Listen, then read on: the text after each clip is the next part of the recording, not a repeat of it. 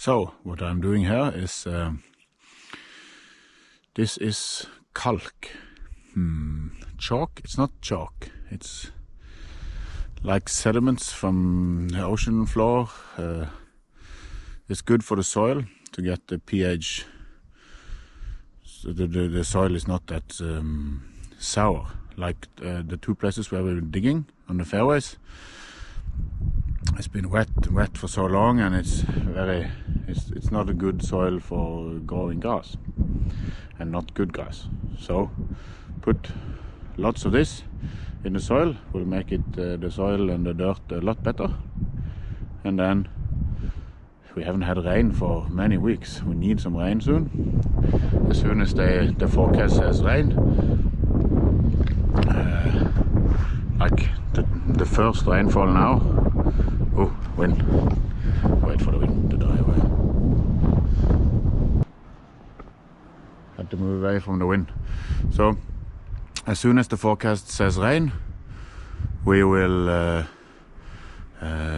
go out with some grass seeds and sow grass. Because we can't do it now when it's dry, it'll just lay on top and the birds will eat it. So it's so just before the rain we sow, and then the rain will sort of get it down in the soil. And with this sediments, it will be very nice. Now I think, maybe not. There's a first international visit on our course today. Thomas Jan, I think his name is. I believe he might be from Germany. I see this is a Norwegian registered car, but maybe he has rented a car.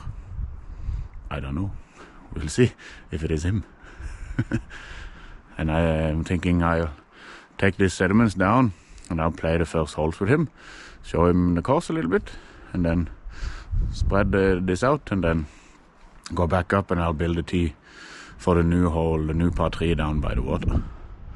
I think it's important when there's so much to do on a course. Like every day you do, what do I want to do today? I want to do this. Yesterday we put the hoonway down in the ditches where the drainage pipes on hole 15. Didn't want to do it, but did it. So today, do something I want to do.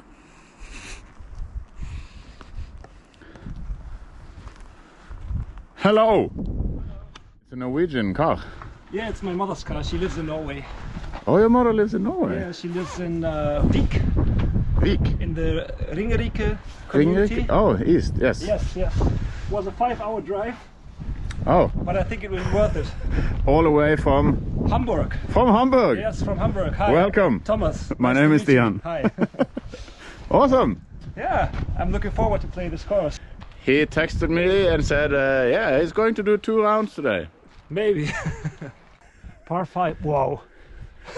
409 meters. Jesus Christ. So already, after putting, finished putting on hole 1, is maybe 1 round is enough. We'll see. Maybe after lunch I'll get brave again. Drawing hole 2, par 5, 409 meters, 1,335 feet. I guess this direction?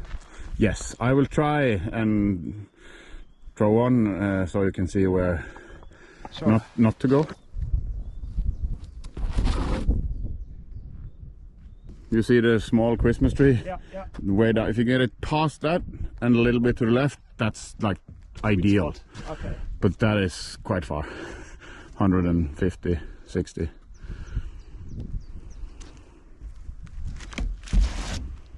No. Oh, maybe. Oh, yes. Oh, Good kick. drop.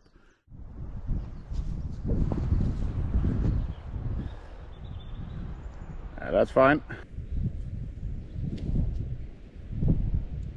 Oh, flippy guy. Go back. Oh, it's coming back. It's coming back. Great shot.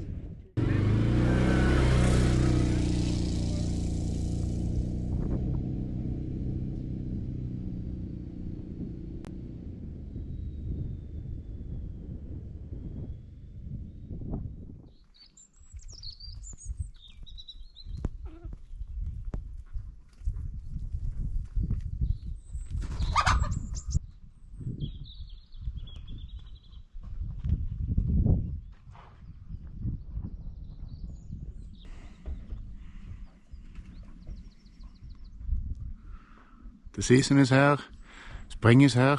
Today is the 1st of May, and we're doing a lot of work on the course, making it nicer, some places drier, digging, improving bridges, but now, yesterday I got started. I brought the camera, no battery. I got a good start on the new hole 3. So I built the T-pad and I placed a basket, which is sort of a temporary. We're using the disc mates from RPM discs, which we will use until we get the helix baskets, which will be our permanent baskets for the whole course. But for now, disc mates. And I only have the middle to clear, branches and trees. I think I will finish this today. And then I have 2 new holes complete, only missing turf on the T-pads. And then also I will place, see with the local pro shop what kind of baskets he has. Maybe take one from 12, 13 or 14. One of the ones which is easy to get to, 14 maybe. Like I said, I will keep the holes, but not in the main, the 18 main. So I can place the basket on which will be the new hole 8. The long par 3 which we dig.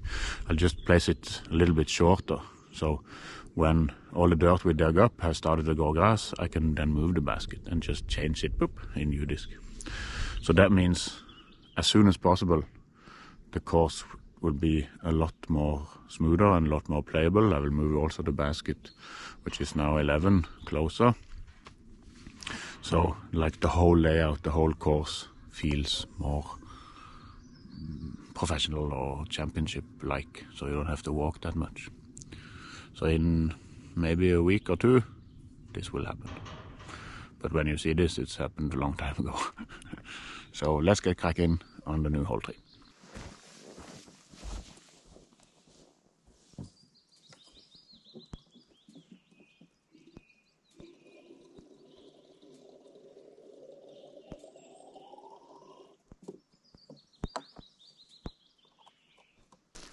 So here you can see the tee. I built it 2 meters wide and 360 long. And like many other tee pads, if enough players mean it's too short, then I can just extend it on the back. No worries. So this is where you go. I cleared all of this and I left this stub. It's not really in play, but it's sort of mentally in play from the tee. So yeah, if someone wants me to take it, I can take it, but you have to go higher anyway. So today I clear. I've already chopped it down really, so just take away all the rubble. I think I will put it in a pile over here, because next year or the winter I will make a pond here. Not this year. We'll see how it plays. If it's more than difficult enough, there's no point spending money for the digger and placing the pond. So for now I will just make it, because this is wet. That's why I wanted the pond. But I mean, if you land here, you can play here now, because it's not OB. But it's just crappy footing. And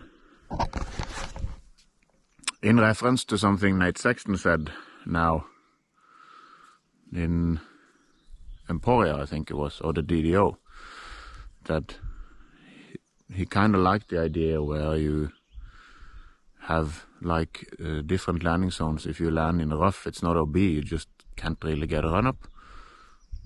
So yeah, and I'm trying to do this on a few holes. I've already done this, but it's nice when someone that's experienced mentions this and sort of gives it a okay on geomess, on the coverage. So that means we're doing something right. So I cleared everything here, everything there. Now it's just the top and maybe 10 meters with clearing, a little bit here. All of this moved away, these trees and bushes, so we will keep because your gap is here. So everything from where I am standing to the T-pad, which is 30 meters, is dry. Here it is starting to get wet. So, build a bridge. Next year, large pond here, or small pond, or however you see it, 15 meters diameter. So all of this will be water next year.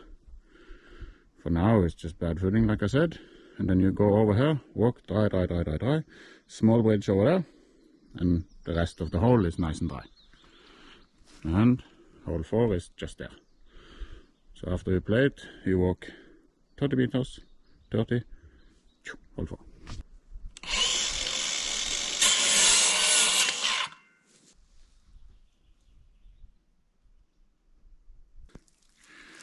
A little bit crooked, but instead of using expensive planks and materials, we are sponsored by Excelbygg Lindesnes.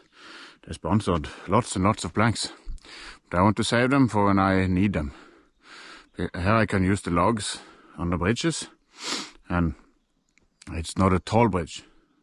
So in maybe 10 years time, if it should break, it just sits a little bit. But where I build bridges over creeks, I need either to know that it's thick and durable logs, or like thick and durable planks. But here, where they are low, doesn't matter, and I used like all the cutaways from the floorboards from before. So that's why different lengths. But in this way we can use all the materials, all the planks. There's always a use for the material somewhere. So on to some more clearing, and then I'll build the second bridge. I have to go play a tournament, opening tournament in Øyslebø today. 12, yeah, I have 2 more hours of work here, and then before I have to go. The car is down the valley, so I take the bike, and then, not this bike, but the 2-wheel bike, human powered bike.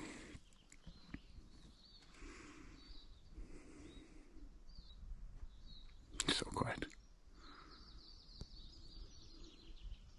Like the only sounds you hear when you play here are nature.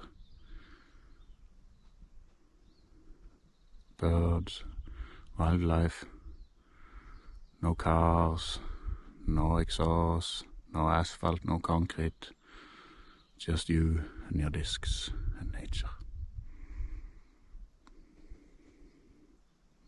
We welcome you, disc golfers from all around the world.